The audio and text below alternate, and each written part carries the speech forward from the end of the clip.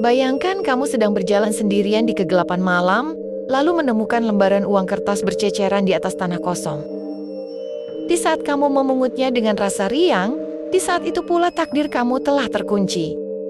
Nyawa kamu baru saja terjual. 3 hari kemudian, kamu dinyatakan meninggal. Namun ketika warga sedang khusyuk mendoakan jasad kamu di malam tahlilan, tiba-tiba pintu depan rumah terketuk keras. Sosok kamu berdiri di sana, terbungkus kain kafan yang compang-camping, menuntut untuk masuk kembali ke dalam rumah. Bersiaplah, karena malam ini kita akan membongkar rahasia kelam di balik uang tumbal pesugihan dan jasad yang berubah menjadi gedebok pisang. Suasana kafe rumah kami di sudut kota Bandung malam itu terasa sangat temaram. Gemericik sisa hujan di luar, seolah menambah hawa dingin yang menusuk tulang. Di salah satu sudut meja, Kang Angga duduk dengan tenang, namun sorot matanya menyimpan sejuta misteri. Sebagai salah satu anggota tim jurnal Risa, dunia gaib bukanlah hal baru baginya. Kemampuan sixth sense atau indigo yang ia miliki bukanlah hasil dari sebuah ritual atau pembelajaran instan, melainkan sebuah garis keturunan yang mengalir deras di dalam darah keluarganya, mengaitkannya erat dengan sepupunya, Risa Saraswati. Ketika Kang Angga beranjak remaja pada awal tahun 2000-an, rasa penasarannya terhadap dunia tak kasat mata mulai memuncak. Ia sering menghabiskan malam untuk berdiskusi dengan ayah dan kakeknya. Hingga pada suatu malam, sang kakek menceritakan sebuah kejadian luar biasa mengerikan yang disaksikan dengan mata kepala sendiri di Ciamis. Sekitar tahun 1940 atau 1950-an, sebuah kisah lama tentang ketamakan manusia dan jebakan licik dunia pesugihan. Kisah itu bermula dari seorang pria di kampung halaman kakeknya. Pria ini adalah seorang warga biasa, ahli ibadah, dan dikenal sangat sehat walafiat. Suatu sore, dalam perjalanan pulang dari sawah, matanya tertuju pada sesuatu yang ganjil di atas tanah. Beberapa lembar uang kertas bertebaran di jalan setapak yang sepi. Tanpa curiga, didorong oleh kebutuhan hidup yang mendesak, pria itu memungut uang tersebut dan memasukkannya ke dalam saku. Itu adalah kesalahan terbesar dalam hidupnya.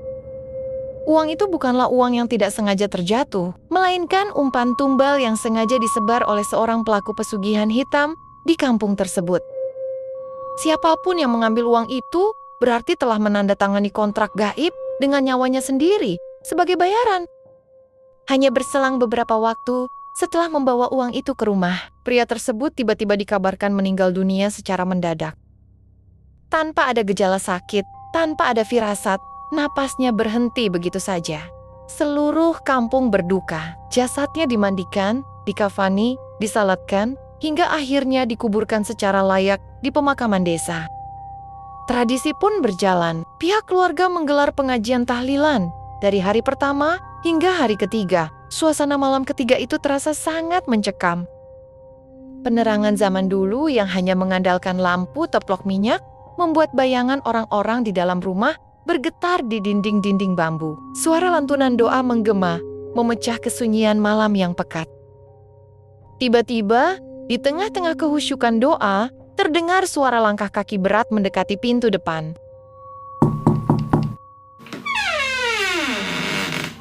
Pintu kayu tua itu berderit, lalu perlahan-lahan terbuka. Lantunan doa mendadak terhenti total. Suasana menjadi sunyi senyap, hingga suara napas pun terdengar. Di ambang pintu, berdiri sebuah sosok yang membuat darah semua orang di dalam ruangan membeku. Itu adalah pria yang baru saja mereka kuburkan 3 hari lalu. Ia berdiri mematung di sana. Tubuhnya masih dibalut kain kafan putih, namun ikatannya di bagian kepala sudah terlepas. Menjuntai ke bawah seperti kain ihram, sementara bagian bawahnya terikat erat seperti sarung. Wajahnya pucat pasi, namun matanya menatap tajam ke arah kerumunan warga. Sontak, histeria pecah. Ruang tahlilan yang semula khusyuk berubah menjadi lautan kepanikan. Warga berhamburan, menjerit ketakutan, melompat keluar jendela demi menyelamatkan diri dari apa yang mereka kira sebagai hantu pocong yang bangkit dari kubur. Namun, di tengah kekacauan itu, seorang pemuka agama setempat memberanikan diri. Dengan memegang tasbih, ia melangkah maju mendekati sosok itu dan bertanya dengan suara bergetar, kenapa kamu kok malah pulang lagi?" Sosok itu ternyata bukanlah hantu penunggu kubur, melainkan sang pria itu sendiri yang benar-benar hidup kembali. Setelah ditenangkan, kain kafannya diganti dengan pakaian biasa. Keesokan harinya, ia mulai menceritakan pengalaman spiritualnya yang luar biasa mengerikan. Selama 3 hari, ia dinyatakan mati. Pria itu bercerita bahwa begitu napasnya terhenti di dunia nyata, jiwanya langsung diseret oleh sosok hitam tinggi besar menuju sebuah dimensi yang sangat asing dan kelam. Tempat itu adalah sebuah kerajaan gaib yang dipimpin oleh sesosok makhluk raksasa menyeramkan yang biasa disebut Buto Ijo. Makhluk itu memiliki tubuh hijau legam, gigi-gigi taring yang panjang mencuat keluar dari mulutnya, dan duduk di atas singgasana yang megah namun mengerikan. Pemandangan di sekeliling kerajaan itu benar-benar mengoyak kewarasan. Pria itu melihat tumpukan ribuan manusia yang menjerit kesakitan. Mereka adalah jiwa-jiwa manusia yang telah sukses dijadikan tumbal pesugihan. Kulit mereka melepuh, tubuh mereka terikat kontrak gaib, dan yang lebih memilukan, ada beberapa arwah anak kecil yang dijadikan mainan oleh para prajurit buta tersebut. Jiwa-jiwa yang terperangkap itu berteriak histeris, memohon dan menangis meminta pertolongan. Namun tak ada satupun yang bisa melepaskan diri dari rantai takdir pesugihan. Pria itu kemudian dibawa ke hadapan sang Raja Buta. Di sana, ia justru disuguhi makanan yang sangat mewah. Namun, sebagai seorang ahli ibadah yang selalu mengingat Tuhannya, firasatnya menolak. Alih-alih menyentuh makanan gaib itu, pria tersebut terus-menerus merapal zikir, membaca doa, dan mengagungkan nama Allah dalam hatinya karena rasa takut yang amat sangat. Lantunan zikir yang keluar dari batin pria itu rupanya menciptakan hawa panas yang luar biasa bagi para makhluk gaib di sana. Sang Raja Buta merasa sangat terganggu. Makhluk raksasa itu bangkit dari singgasananya, melangkah mendekat dengan langkah yang menggetarkan tanah gaib, lalu menatap tajam pria itu dengan penuh amarah sekaligus ketakutan. "Kamu bukan bagian dari saya. Kamu sebaiknya pulang saja, karena keberadaanmu di sini justru mengacaukan dan mengganggu tempat kami," gelegar suara sang Raja Buta. Sebelum diusir pulang melalui sebuah jalur lurus yang gelap, pria itu dititipi sebuah benda oleh sang Raja Gaib. Sebuah jarum berukuran besar yang berkilauan, yang setelah diperiksa di dunia nyata, ternyata terbuat dari emas murni. Jarum emas itulah yang menjadi simbol bahwa ia ditolak oleh dunia hitam. Dan benda itu pula yang memberinya karunia gaib untuk bisa menyembuhkan orang sakit di kemudian hari. Kepulangan pria itu dari kematian tentu saja memicu tanda tanya besar di benak warga kampung. Jika pria ini masih hidup dan pulang ke rumah, lalu siapa atau apa yang selama 3 hari ini tertanam di dalam liang kubur? Rasa penasaran warga yang memuncak akhirnya berujung pada keputusan ekstrem, membongkar makam yang baru berusia 3 hari tersebut. Disaksikan pemuka agama dan puluhan warga dengan obor yang menyala-nyala, cangkul demi cangkul tanah diangkat. Bau udara malam berbaur dengan ketegangan yang memuncak. Ketika papan penutup keranda dibuka, jerit ngeri kembali terdengar dari para warga. Di dalam kain kafan yang terkubur itu, tidak ada jasad manusia. Yang terbaring kaku di sana hanyalah sebatang gedebok pisang atau batang pisang yang telah disihir sedemikian rupa melalui ilmu hitam untuk mengelabui mata manusia. Itulah sihir pengalih jasad dalam ritual pesugihan. Tak butuh waktu lama bagi keadilan Tuhan untuk tegak. 1 minggu setelah pria itu hidup kembali, seorang warga terkaya dan paling terpandang di kampung tersebut yang Salama Eni dicurigai kerap melakukan ritual hitam demi mempertahankan kekayaannya. Tiba-tiba dikabarkan meninggal dunia secara mengenaskan. Perjanjian gaibnya telah hancur karena tumbalnya menolak, dan sang pelaku harus membayar kegagalan itu dengan nyawanya sendiri. Cerita masa lalu dari sang kakek itulah yang membentuk kedewasaan spiritual Kang Angga, hingga ia bergabung dengan tim jurnal Risa. Berbekal amalan-amalan sederhana seperti wirid Al-Fatihah dan Bismillah yang diajarkan ayah serta kakeknya. Kang Angga belajar untuk membuka dan menutup mata batinnya secara manual, mengontrol rasa takutnya agar tidak berujung pada hilangnya kendali diri. Namun, melangkah di jalan ini penuh dengan risiko yang bertaruh nyawa. Selama 9 tahun melakukan penelusuran mistis, Kang Angga seringkali harus berhadapan langsung dengan lingkaran setan pesugihan ini di era modern.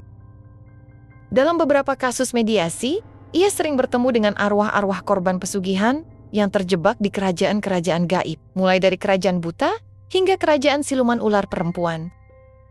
Kang Angga seringkali mencoba bernegosiasi dengan para raja gaib demi melepaskan arwah korban yang sebenarnya tidak tahu apa-apa. Namun, dunia hitam tidak pernah melepaskan mangsanya dengan mudah. Ketika lobi-lobi lembut menemui jalan buntu, pertempuran gaib pun tak dapat dihindarkan. Kita harus fight, harus acak-acak kerajaan mereka kalau mereka tetap bersikeras, kenang Kang Angga. Pertarungan semacam itu sangat menguras tenaga fisik dan batinnya. Seringkali setelah syuting penelusuran, tubuhnya mendadak demam tinggi seolah habis dipukuli, dan saat berganti pakaian di rumah, ia terkejut melihat 3 bekas cakaran merah memanjang di punggungnya. Meskipun di depan kamera, ia hanya terlihat seperti diusap secara halus. Tak hanya itu, sebagai figur publik di dunia supranatural, Angga dan timnya kerap menerima kiriman paket berupa serangan santet atau pembuktian ilmu dari praktisi, ilmu hitam yang penasaran dengan kekuatan mereka. Di rumahnya sendiri, tak jarang ia mendengar suara ledakan keras di balkon pada tengah malam, atau suara kerikil yang dilemparkan ke kaca jendela saat ia sedang menonton TV sendirian. Bahkan, sosok-sosok gaib yang pernah ia janjikan untuk dibantu kerap mengikutinya hingga ke rumah, membuat sofa di ruang tamunya tiba-tiba melesak ke bawah, seolah-olah ada makhluk tak kasat mata berbobot berat yang sedang duduk menunggu janji ditepati. Salah satu pengalaman paling menegangkan yang diingat jelas oleh Kang Angga adalah ketika tim jurnalisa diundang ke sebuah rumah penonton. Pemilik rumah mengaku diganggu oleh fenomena aneh, keran air yang berputar sendiri, hingga televisi yang mengetik tulisan secara otomatis di layar tanpa ada yang menyentuh remote. Namun, ketika penelusuran dimulai, tabir kegelapan yang sesungguhnya baru terbuka. Sang istri tiba-tiba menjerit histeris dan kesurupan hebat. Setelah berhasil disembuhkan, wanita itu menangis dan membuat pengakuan yang mengejutkan. Selama beberapa bulan terakhir, ia kerap dihantui mimpi buruk berhubungan intim dengan pria lain saat suaminya sedang dinas malam. Yang mengerikan, setiap kali ia terbangun di pagi hari, ia mendapati celana panjangnya sudah melorot terbuka hingga ke bawah. Padahal, kamar dalam kondisi terkunci rapat dari dalam.